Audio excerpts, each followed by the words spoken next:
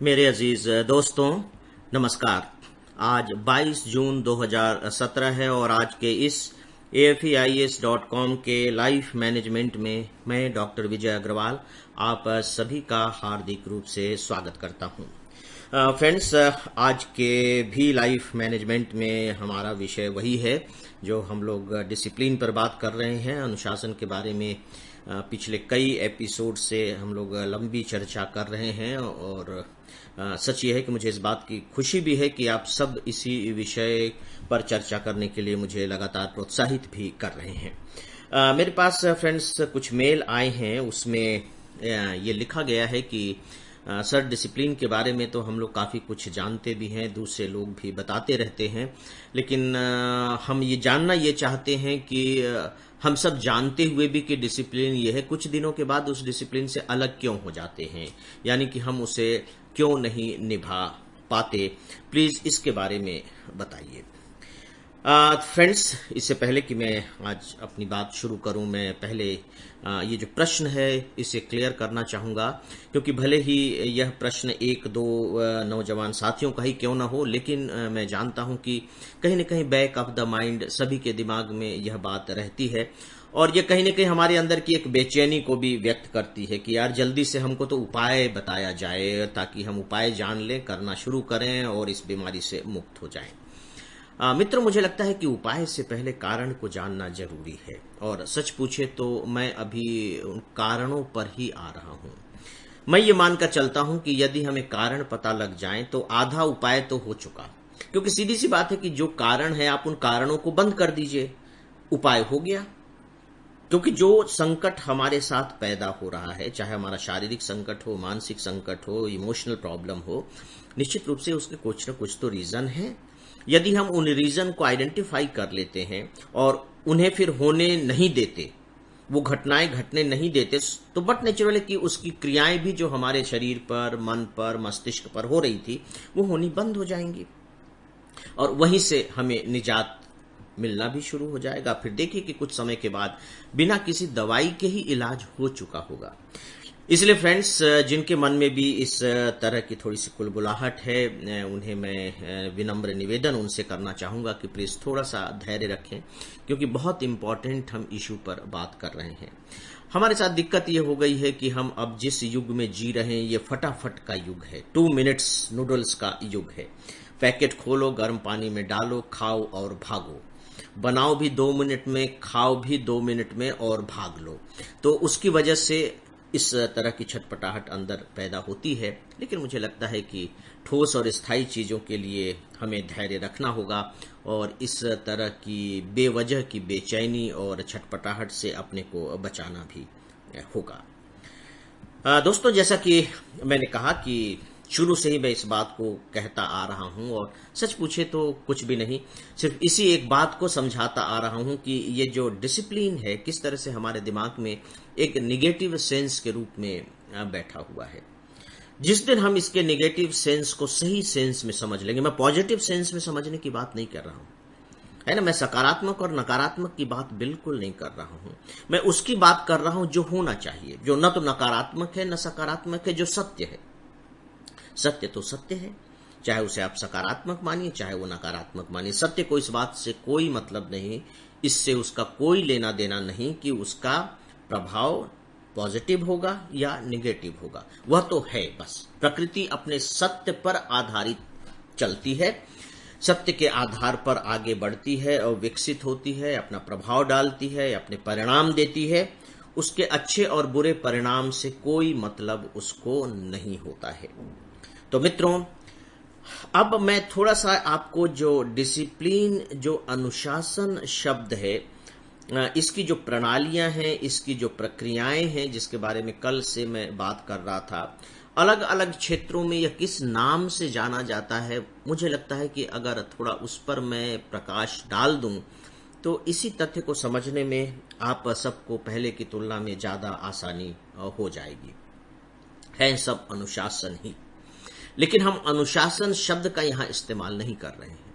अनुशासन शब्द का इस्तेमाल क्या होता है? जैसे मान लीजिए आप सरकारी नौकरी में हैं तो डिसिप्लिनरी एक्शन होगा, अनुशासनात्मक कार्यवाही होगी।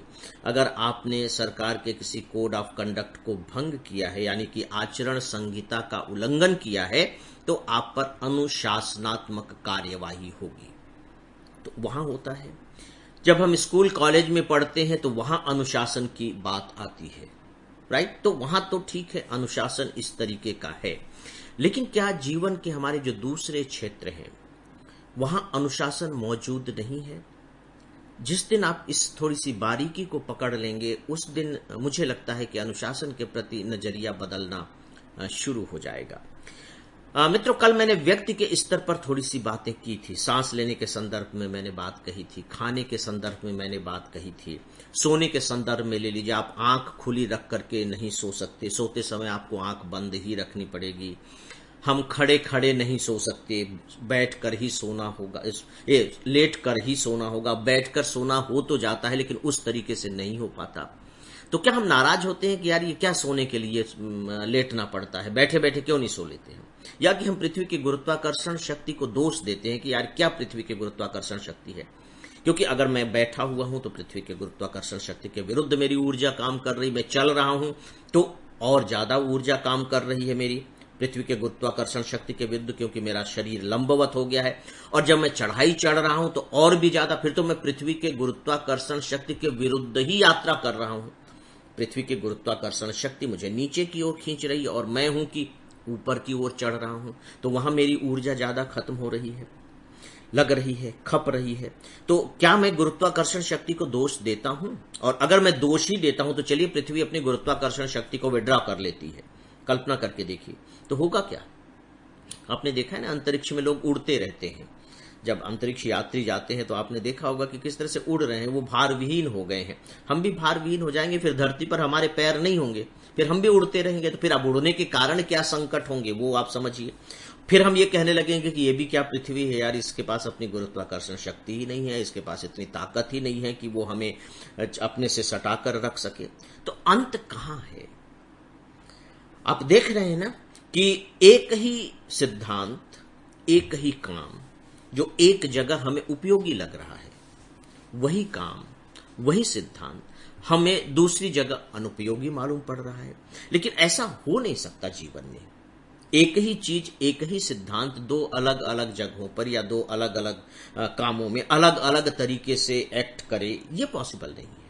आग अगर है तो वो जलाएगी, आपको गर्मी में भी जलाएगी। अब आप कहें कि आग गर्मी में क्यों जलाती है, ठंड में जलाए तो चलो ठीक भी है, गर्मी में तो इसे ठंड पहुंचानी चाहिए। तो आप देखिए कि कहीं ना कहीं फिर हमारी समझ में चीजें गड़बड़ हो रही है ना। या यूं कह लीजिए कि हम इस बात के आदी हो गए हैं कि सब चीजों को, सारी चीजों को, दुनिया के सारे सिद्धांतों को, सारे कामों को अपनी सुविधा के अनुसार लेना चाहते हैं। और यही सबसे बड़ा संकट है। जो हमारे लिए सुविधाजनक है बस वही सब हो। अनुशासन में भी आप पाएंगे कि अगर जो बहुत ही अनुशासित व्यक्ति होते हैं, जो अनुशासित जीवन जीते हैं, उनको इससे कोई दिक्कत नहीं होती, क्योंकि वही उनके लिए सुविधाजनक है।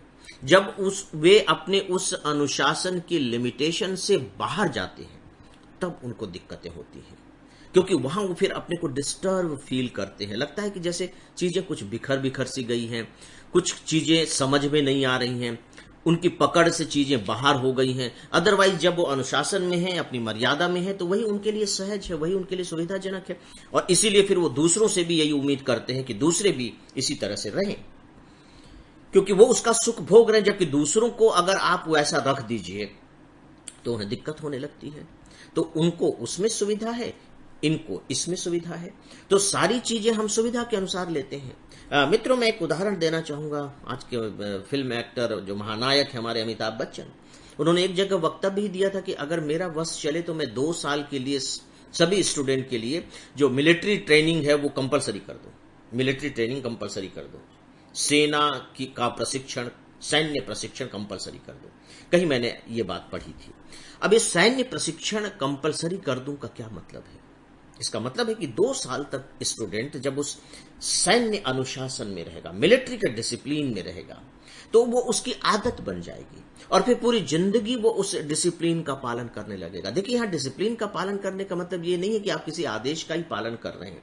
डिसिप्लिन का पालन करने का मतलब है सीधा सीधा सा कि जो कहा जा रहा है और आपको करना चाहिए वो आप कर रहे हैं, बस दैट्स ऑल। उस पर सवाल नहीं खड़े कर रहे हैं, उससे हटकर आप नहीं जा रहे हैं।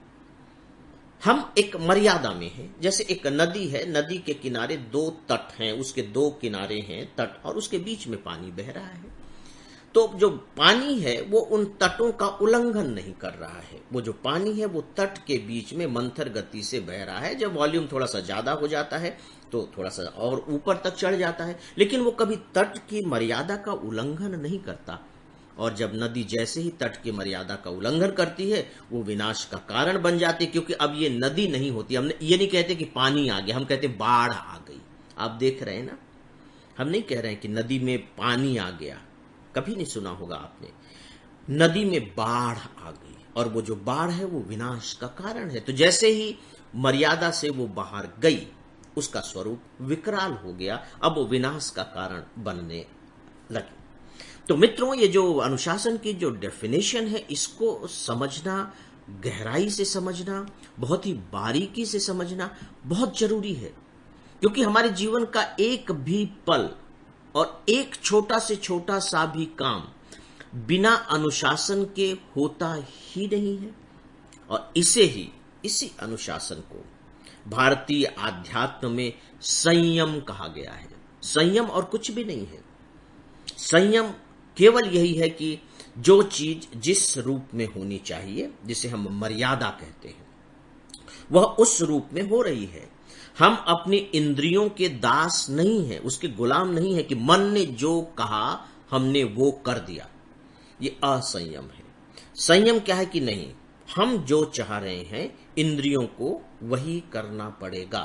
हम उनके इशारों पर नहीं नाचेंगे, बल्कि हम अपने आदेश के अनुसार उन्हें कमांड करेंगे। यही संयम है, और जब हम इस संयम को समझ लेते हैं तो यही अनुशासन बन जाता है। तो मित्रों, आज के इस लाइफ मैनेजमेंट में फिलहाल बस इतना ही। वक्त हो चला है, आप सबकी इजाजत चाहूंगा। नमस्कार।